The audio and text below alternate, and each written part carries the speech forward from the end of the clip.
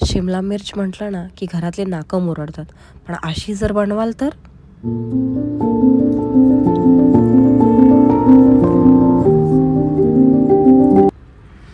ही recipe पाहिल्यानंतर तुम्हाला कधीच शिमला मिर्च करायचा, बनवायचा आणि खायचा कंटाळा येणार नाही. अशा पद्धतीने आपल्याला शिमला मिर्च कट करून घ्यायची आहे आणि स्टफिंगसाठी आपण साधारणसं घरातलं सामान वापरायचं आहे, जसं की कांदा, टोमॅटो, कोथिंबीर, थोडंसं लिंबाचा रस आपल्याला वापरायचा आहे. सोबतच आपल्याला लाल तिखट म्हणजेच कोल्हापुरी आपला मसाला वापरायचा आहे आणि कुटलेले शेंगदाणे आपण त्यामध्ये टाकणार आहोत.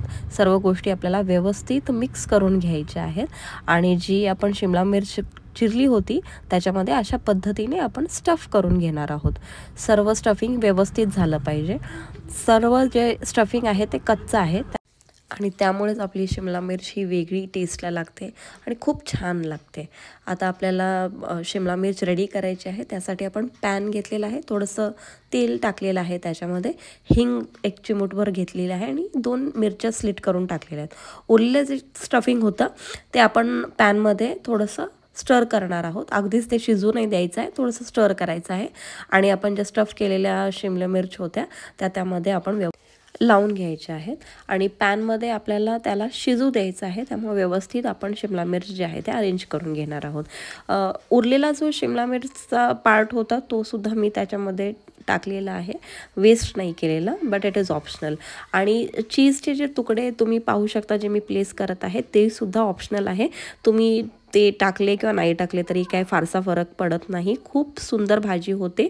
मुलांच्या टिफिनसाठी वगैरे असेल तर आपण चीज ॲड करू शकतो आणि झाकण ठेवायचं आहे. 5 ते 10 मिनटात आपली जी शिमला मिर्च आहे ती रेडी होणार आहे. टिफिनसाठी घरी काही फंक्शन असेल, व्हेजिटेरियन फूड बनवायचं असेल, वेगळे काही खायची इच्छा असेल तर ही भाजी गो टू आहे. तुम्ही नक्की ट्राय करा. मला खात्री आहे की ही रेसिपी तुम्हाला नक्की आवडेल. अशाच नवीन रेसिपीज बघण्यासाठी माझ्या चॅनेलला लाईक, शेअर आणि सबस्क्राईब करायला विसरू नका. पुन्हा आपण एक नवीन रेसिपी घेऊन येऊ. थँक्यू.